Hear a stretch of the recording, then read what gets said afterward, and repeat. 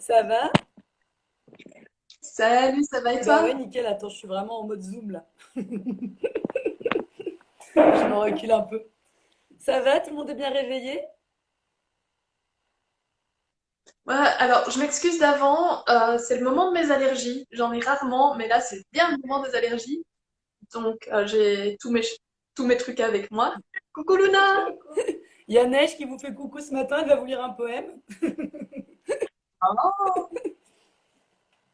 Ouais, bah ouais, il paraît qu'il y a encore plus d'allergies à cause de la pollution qu'il y a moins en fait. Et du coup, de pollen. Ben, d'habitude je le sens pas fort, mais moi cette année c'est vrai que c'est un peu plus dur. Alors ça va, vraiment. C'est juste que je préfère prévenir parce qu'il y a des moments où je risque de m'éclipser pour me moucher et ne pas vous importuner avec ce Fais bruit. semblant d'être ému parce que tu lis. Oui, c'est ça. Mais maman, j'ai juste une question. Mais vous êtes plusieurs? Ouais, regarde, c'est ma collègue Noémie. Mais on va devoir lire après Chaton, donc tu pourras plus venir parler. Mais regarde, c'est ma collègue Noémie et moi, on lit. Et en fait, il y a des gens qui nous regardent lire les poèmes. Voilà, j'explique le concept du live à ma fille. Évidemment. Fais-lui des gros bisous de ma part. Bah ouais, je lui dis. Mais on peut peut-être commencer si jamais, tranquillement. Mais oui, bien sûr. On en a un petit peu, donc si les personnes nous rejoignent au fur et à mesure, elles pourront écouter de la poésie. Bon, bah du coup, moi j'avais envie de commencer par un petit slam. J'avais pris un livre à la bibliothèque, Slam, la poésie urbaine. Je trouvais que c'était sympa. En plus, en ce moment, on peut plus faire de scène ouverte, on peut plus faire de slam. Alors, je sais pas lire le slam. J'ai jamais fait de slam ou quoi, donc voilà, ne vous inquiétez pas. Mais je trouvais que celui-ci était vraiment joli. C'est un slam de Rouda, voilà, donc qui s'intitule Le conte des mille et une peines. Ce qui va suivre n'est pas une page qui se tourne, mais plutôt toute une pile de livres qui s'écroule. Ma vie est un visage dont le regard se détourne, dans les méandres d'un passage où il n'y a même pas d'issue de secours.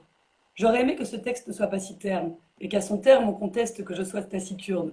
Mais quand le poète pleure, il faut plus qu'une citerne, pour contenir le fleuve du conte des mille et une peines. J'ai compté mille et une nuits avant d'entendre cet appel. On n'a pas 1000 ans, mais une vie pour que douleur devienne lanterne, pour que le chat devienne panthère, que le poème devienne continu. Que la lumière se fige en cire quand la bougie se calcine. J'ai connu mille et une haines, allez savoir pourquoi celle la dernière compte. J'ai croqué mille et une scènes d'une encre pourpre et froide comme la fonte. Mon conte des mille et une peines n'est pas une plainte mais une estompe, où les ombres s'apaisent au moment de la dernière goutte.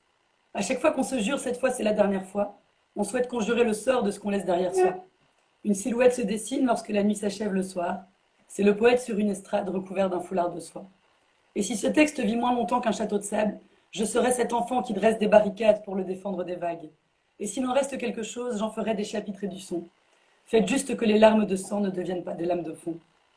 Mesdames et messieurs, je vous parle du fin fond de mon âme, pour qu'au fin fond des cieux on sache ce que ma plume entame, qu'on sache aussi que seul le silence me condamne, qu'on sache enfin que rien ne sèche à part les larmes.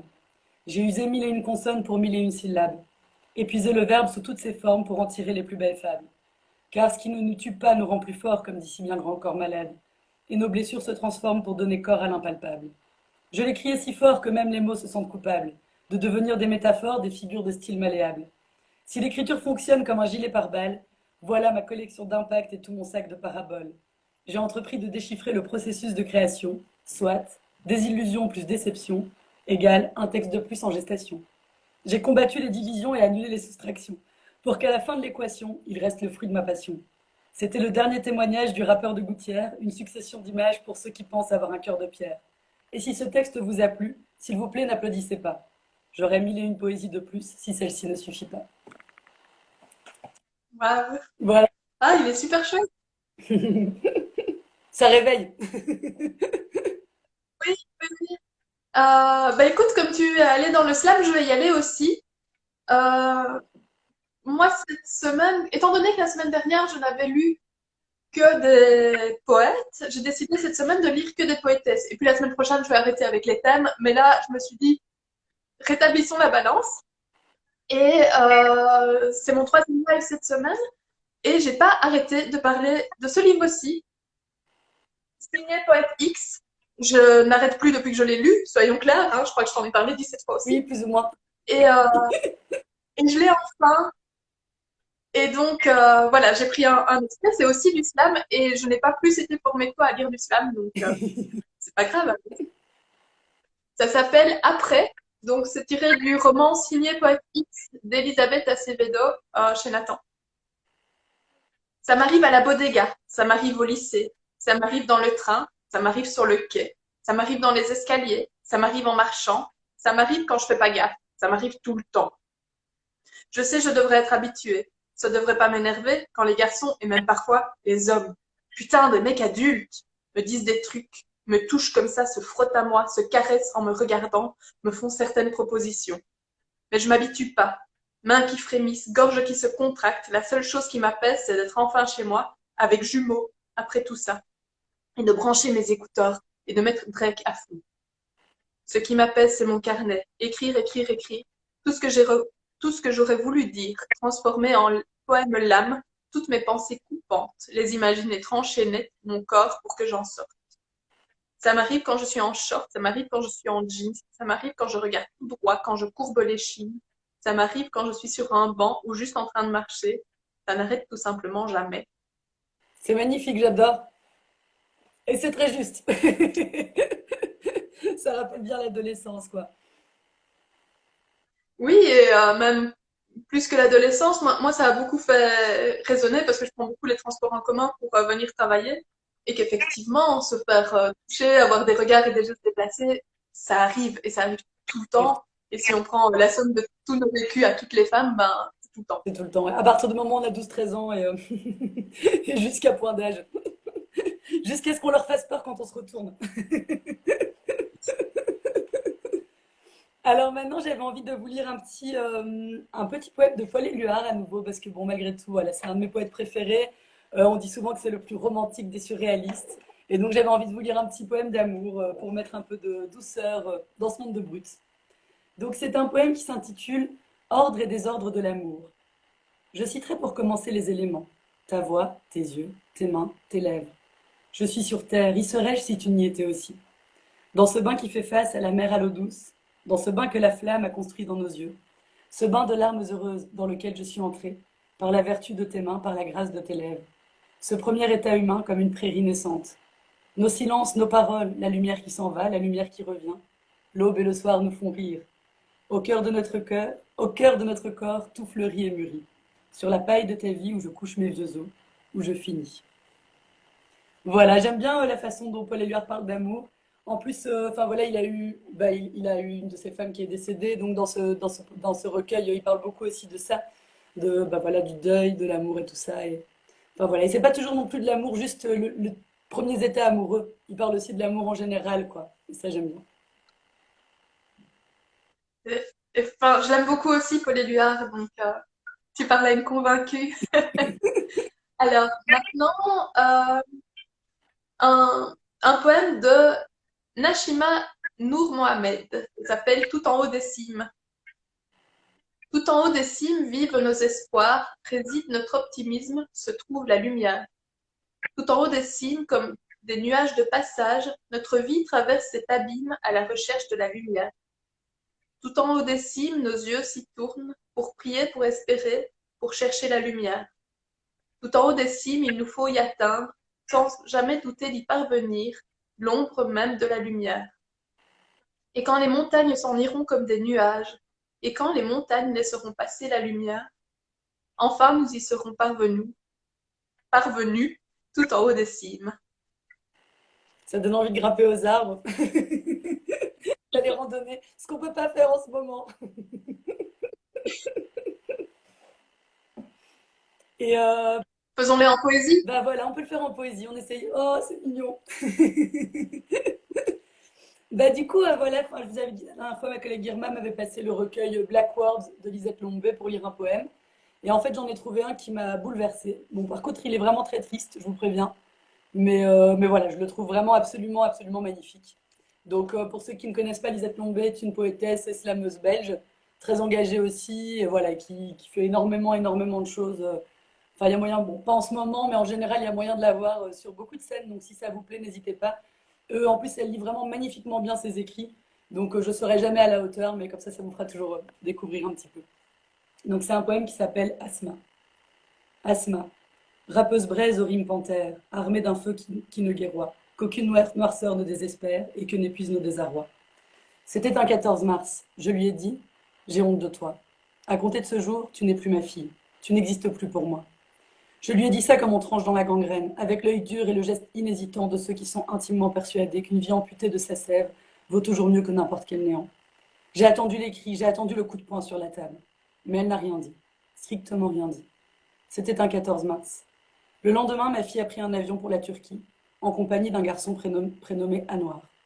Le corps de ce garçon vient d'être retrouvé à 5 kilomètres au nord de Raqqa, en Syrie. Pas celui de ma fille. Aucune trace de ma fille, aucune trace du corps de ma fille.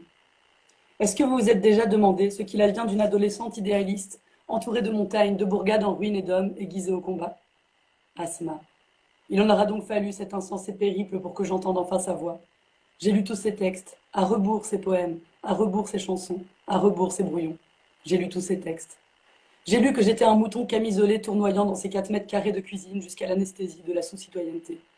J'ai lu que le déshonneur, ce n'était pas de monter sur scène, que le déshonneur, c'était d'élever ses enfants dans la peur de la lumière, que le déshonneur, c'était de briser des jeunes ayant fait le choix du grand renversement de la quotidienneté. J'ai lu que le déshonneur, c'était moi, maman d'Asma, rappeuse braise aux rimes panthères, armée d'un feu qui ne guerroie, qu'aucune noirceur ne désespère, et que n'épuise nos désarrois. Je voudrais que ma fille me revienne, même radicalisée jusqu'à la moelle, même fichée, même déchue de tous ses droits. Je voudrais que ma fille me revienne, même transhumante, réfugiée parmi les réfugiés, parquée comme un animal à la semelle de l'Europe, trempotant dans le sang des premières règles, des premières fois, des fausses couches et des vrais coups. Qu'elle me revienne, même abîmée, même suintante. Qu'elle me revienne, même nue, même rampante. Me serrer tout contre moi, même dans un sac, même dans une boîte. Qu'elle sache qu'elle avait raison, pour l'inépuisable beauté du monde, pour l'humanité qui ne renonce en personne, pour l'amour, pour la révolte, pour la magie et pour l'exil, la serrer tout contre moi, même dans un sac, même dans une boîte, et lui demander, lui murmurer, lui chuchoter, pardon. Oh, Voilà, bon, c'était pas très gai, hein. Désolée. non, mais il est très beau. Il est, il est d'une force Ouais, je le incroyable. trouve vraiment super puissant ce poème. Alors, moi, j'ai trouvé un petit recueil en section jeunesse qui s'appelle La poésie engagée. Ah!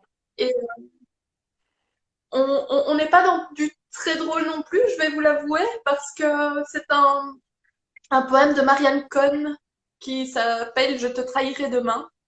Et alors, il y a toujours dans une petite introduction sur le poète, la poétesse ou à quel moment ça a été écrit.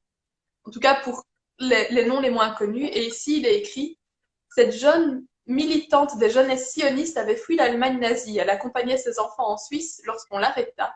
Elle fut fusillée le 8 juillet 1944.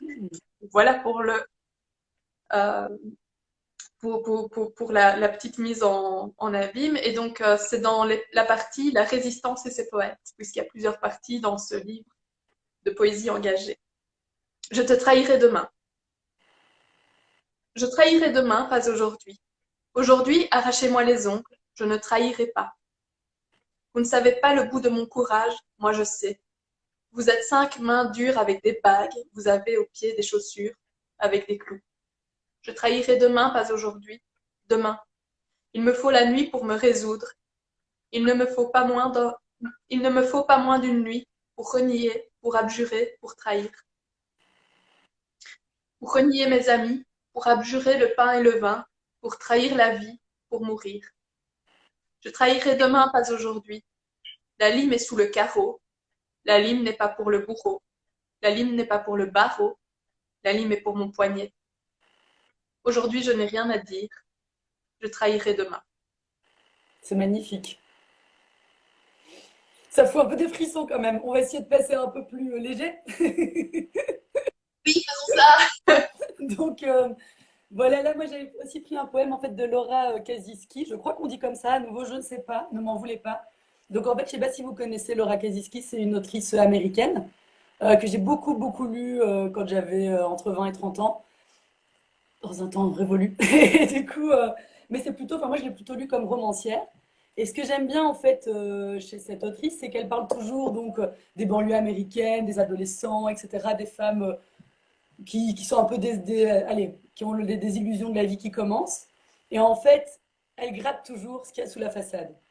Et donc c'est vraiment le travail qu'elle fait dans ses romans, c'est ça. C'est elle te décrit une petite vie de banlieue bien parfaite et puis ça gratte et ça fait mal. C'est trash en général. Mais voilà, mais elle écrit très bien. Je ne savais pas qu'à la base, en fait, c'était plutôt une poétesse. Donc ça a été traduit après quand elle a eu son succès. Donc là, c'est aussi à nouveau une édition bilingue. C'est toujours sympa les éditions bilingues. Ça permet voilà, de bien découvrir le rythme de la langue. Mais je vous le lis en français, je vous préviens. Peut-être que dans un an ou deux, si on continue les réveils poétiques, je me mettrai à l'anglais. Je me laisse. Et donc là, à nouveau, je trouve que ça parle bien de l'adolescence et tout ça. Et donc, c'est un poème donc, issu du recueil Marie est rebelle et qui s'appelle Le Cyclone. J'ai 16 ans et crois tomber amoureuse d'un garçon qui apprend à jouer de la guitare électrique. Des heures et des heures s'écoulent dans son sous-sol, dans le bruit confus qu'il produit. Je suis assise sur un vieux canapé et l'observe, jusqu'à n'entendre qu'un mouvement palpitant autour de ma tête, comme un bain très chaud et bouillonnant. Il s'arrête le temps d'un instant, et ma tête vide pousse un hurlement, le tangage apaisant d'un train qui tourne et me tourne autour très vite, jusqu'à ce que finalement je sois projetée, hébétée par un vent tempétueux, à des années de là, dans l'avenir. Le monde est en technicolore et tourbillonne, et soudain je suis la mère du garçon qui apprend à jouer de la guitare électrique. Dehors il fait beau, c'est l'été un samedi, et il a passé toute la journée en bas avec une jeune fille.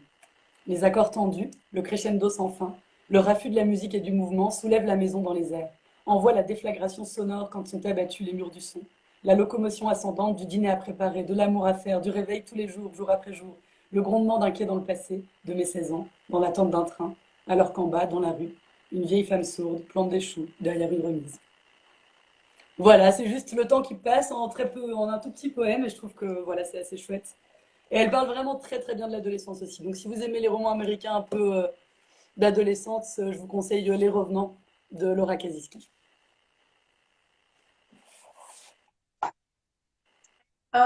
Toujours en section jeunesse, on a Chacun porte son ciel.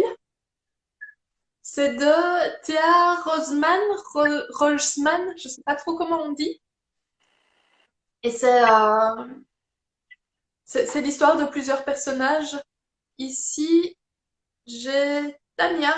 Et alors, il y a des illustrations. Donc, évidemment, vous les voyez à l'envers, mais ça vous donne quand même une idée. Voilà. Les trois petits cochons sont parfois des éléphants. Sauf qu'ils n'ont pas de maison et que le loup n'y est pas. C'est à cause de mon conte où tout change selon moi. Si je suis seule et que la peur tient mon bras, j'entends une histoire à l'envers. Des signes de personnes, des récits sans livre, ni dit, ni chant, ni web, ni sens. Juste des éléphants agglutinés, comme des pensées d'Afrique, des transes charabia ou un subliminal message. Je caresse alors des troncs à l'abreuvoir tranquille, une sagesse encore infinie.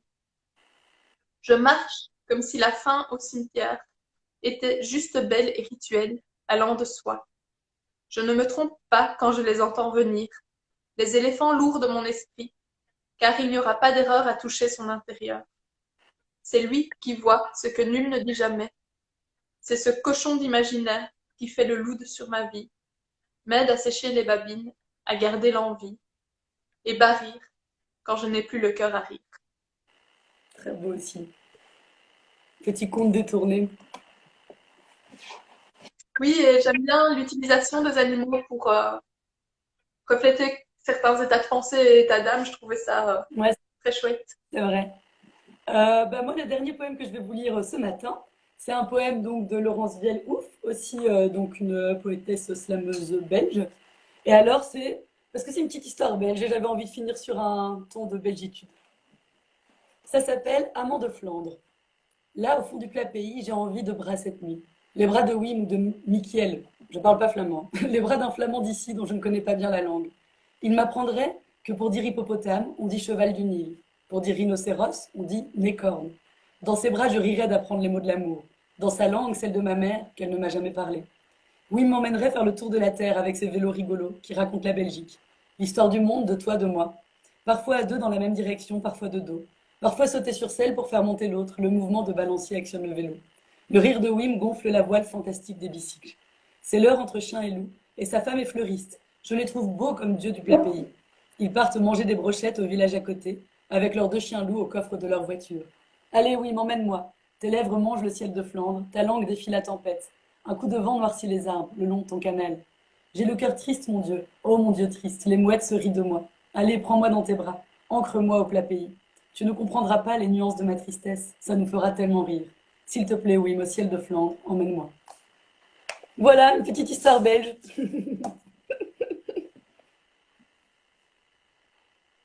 Oui, c'est rigolo parce que moi je vis juste à la frontière entre la Wallonie et la Flandre et donc c'est des choses que je vois beaucoup, les frontières comme ça, les gens qui passent de l'un à l'autre et Ouais, t'es dans une rue, c'est la Wallonie, t'es dans l'autre, t'es en Flandre et donc tu sais plus trop où t'es.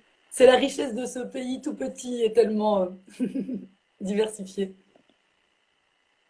Alors moi je vais terminer par un poème d'Esther Granek, ça s'appelle 20 débats.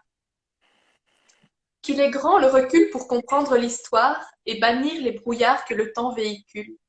Qu'il est grand ce recul. Mais laissons là l'histoire et ailleurs allons voir. Autre échelle, autre enjeu, et pourtant même aveu. Qu'il est long le délai pour déchiffrer enfin les clés d'un quotidien que l'on ne soupçonnait qu'il est si long ce délai. Si lente est la raison, que d'erreurs en son nom, édifiant le constat, vain pourtant le débat. Trop bien. Ah mais c'est chouette. Bah, merci à nouveau de nous avoir suivis, d'avoir écouté ces petits poèmes. Je sais pas si... Ouh, il y a une petite poétesse qui se cache à nouveau derrière, on va la cacher. Voilà. Et en tout cas, ouais, c'est toujours chouette de lire de la poésie de bon matin. Nous, on apprécie vraiment, on espère que vous aussi. Oui, nous on passe vraiment des super moments à découvrir plein de choses et à préparer ces moments. N'hésitez pas, on vous le dit à chaque fois, à nous envoyer des poèmes que vous aimez, que vous avez envie de lire, ou des titres de poèmes, ou des auteurs, autrices de poésie, parce que nous, ça nous permet d'aller vérifier, d'aller regarder dans d'autres endroits.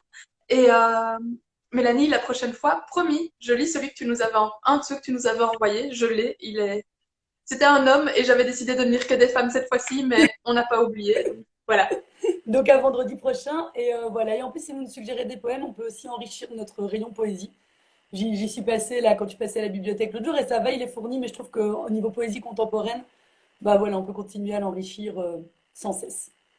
Tout à fait d'accord. Et j'y suis passée aussi un peu plus tard parce que j'avais des choses à prendre et à ramener.